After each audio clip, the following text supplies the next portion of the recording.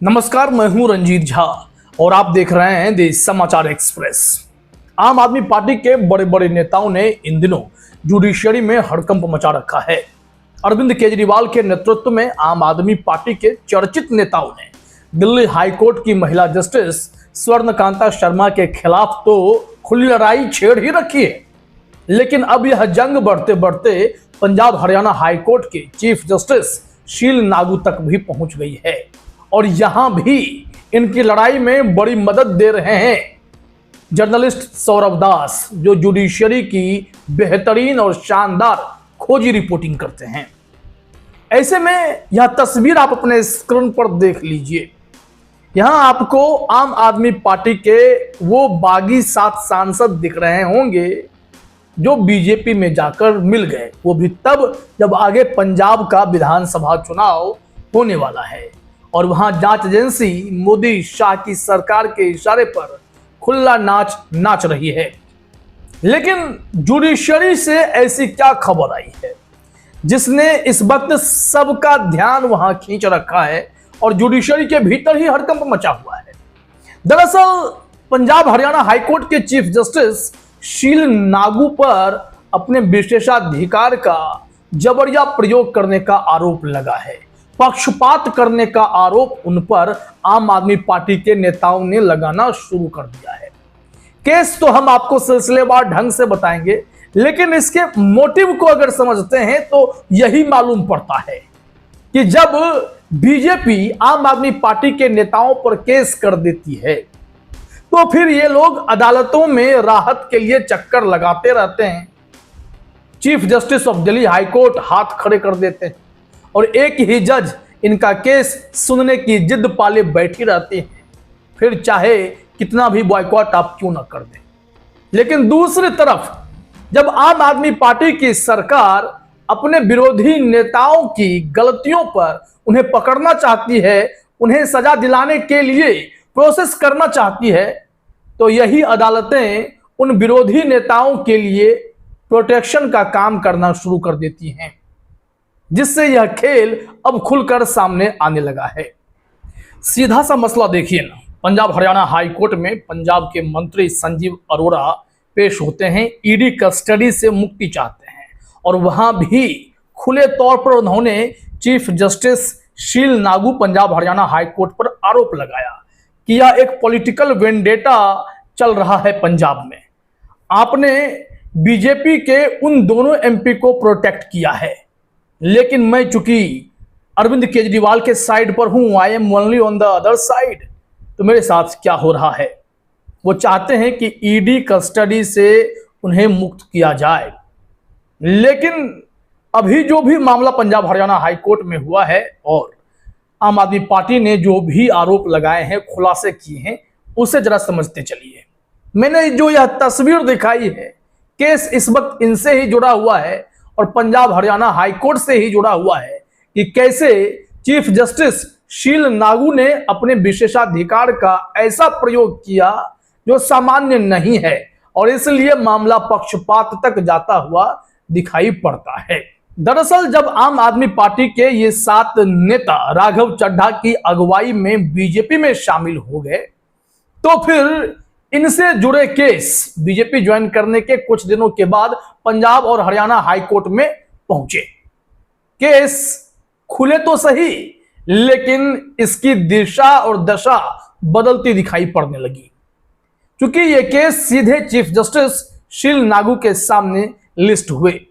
आप नेता सौरभ भारद्वाज और खोजी पत्रकार सौरभ दास ने इस पर गंभीर सवाल उठाने शुरू कर दिए। तीनों केस समझिए क्या थे। सबसे पहले बात कर लेते हैं संदीप पाठक की। संदीप पाठक ने हाईकोर्ट में अर्जी दाखिल की थी कि पंजाब सरकार, जो आम आदमी पार्टी की सरकार है, उन पर कोई कार्रवाई ना करे, खासकर गिरफ्तार ना करे। सामान्य रूप से ऐसे केस एमपी एमएलए के आपराधिक मामले दूसरे जज जस्टिस त्रिभुवन दहिया के पास जाते थे, लेकिन इस केस को खास प्रशासनिक आदेश से सीधे चीफ जस्टिस के पास भेज दिया गया। क्यों? क्योंकि अब इनका दल बदल गया है और अब चीफ जस्टिस ही दखल देंगे। फिर क्या होता है कोर्ट ने इन्हें सीधे राहत दे दी और कहा कि बिना कोर्ट की पहले अनुमति के कोई जबरन कार्रवाई नहीं होगी। जबकि पंजाब सरकार ने क्लियरली कोर्ट से वादा किया था कि बिना सूचना दिए हम कोई गिरफ्तारी नहीं करेंगे, लेकिन ऑर्डर जब आया उसमें इसे बदलकर लिख दिया गया कि प्रायर परमिशन, मतलब कोर्ट से पहले अनुमति लीजिए फिर आप गिरफ्तारी कीजिए। वैसे अपर हैंड आम आदमी पार्टी की सरकार का था, क्योंकि वो अगर गिरफ्तारी करते या करने जाते तो कोर्ट को बस सूचित करना होता, लेकिन एक ऑर्डर के जरिए चीफ जस्टिस महोदय ने यहां पर कह दिया कि प्रायर परमिशन नो अरेस्टिंग। हालांकि अगर इसे देखा जाए तो हमने कहा कि राजनीतिक जंग जो जुडिशरी के थ्रू अब लड़ी जा रही है, जिसकी सबसे खराब शुरुआत बीजेपी ने की, तो आम आदमी पार्टी अगर उस रंग में रंगना भी चाहती है तो जुडिशरी उन्हें बचा ले रही है। भाई आप पाक साफ रहिए, ये सब काम बीजेपी को करने दीजिए। तो क्या आप बीजेपी को नहीं रोक सकते थे? जब आम आदमी पार्टी के नेताओं को 530 दिन तक, किसी को 5 महीने तक जेल में यूं ही डाल दिया गया और अदालतें तारीख पर तारीख देती रहीं, राहत के लिए लंबा चक्कर लगवा दिया, तब भी तो कोई एक्शन आ सकता था। यहीं अभी लेटेस्ट में देख लीजिए, अरविंद केजरीवाल और उनके साथी यहां पर एक जस्टिस को हटाने के लिए चीफ जस्टिस तक पहुंच गए, लेकिन सबने हाथ खड़े कर दिए और यहां साफ दिखता है कि अब ये लोग जो इनके सांसद थे अब बीजेपी में जा चुके हैं, पाला बदल चुके हैं। तो फिर चीफ जस्टिस खुद विशेष ध्यान देकर उन्हें राहत पहुंचाने का काम कर रहे हैं। अब देखिए, इसमें राजेंद्र गुप्ता का भी जो है सुरक्षा वाला केस, राजेंद्र गुप्ता का सुरक्षा वाला केस क्या है कि उन्होंने अपनी सुरक्षा बढ़ाने या वापस करने के मामले में कोर्ट में अर्जी दी थी। यह भी सामान्य रोस्टर जस्टिस जगमोहन बंसल के बजाय खास आदेश से चीफ जस्टिस शील नागू के पास आया।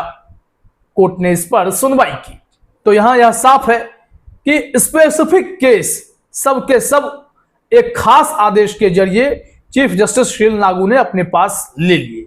एक ट्राइडेंट लिमिटेड कंपनी का प्रदूषण वाला केस है, राजेंद्र गुप्ता का ही। ट्राइडेंट कंपनी के चेयरमैन या पूर्व चेयरमैन है।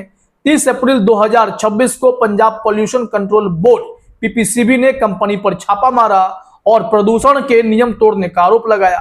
कंपनी ने हाईकोर्ट में अर्जी दी कि कोई सख्त कार्रवाई ना हो और सैंपल बाहर की लैब में टेस्ट हो। चीफ जस्टिस की बेंच ने कहा कि राजनीतिक बदले की भावना, पॉलिटिकल वेंडेटा लग रही है। उन्होंने मान लिया।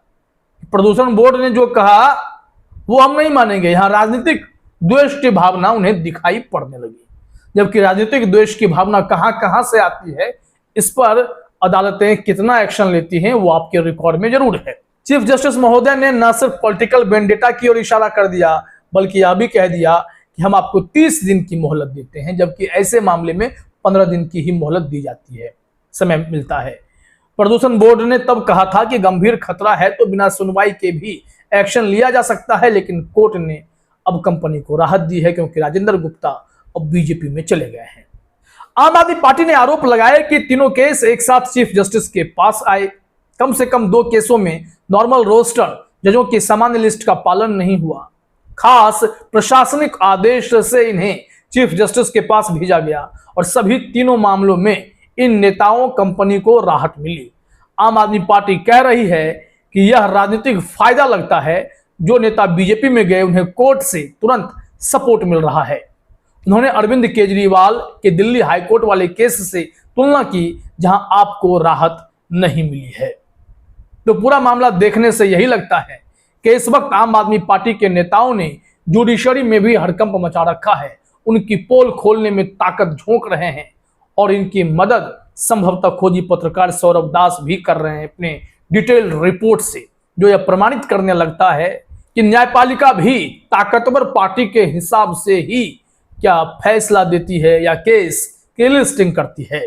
देखना होगा कि जुडिशरी की और कितनी पोल खुलती है, कितनी कलई खुलती है। फिलहाल इस वीडियो में इतना ही। आप तमाम साथियों का हमसे जुड़ने के लिए बहुत बहुत धन्यवाद, शुक्रिया।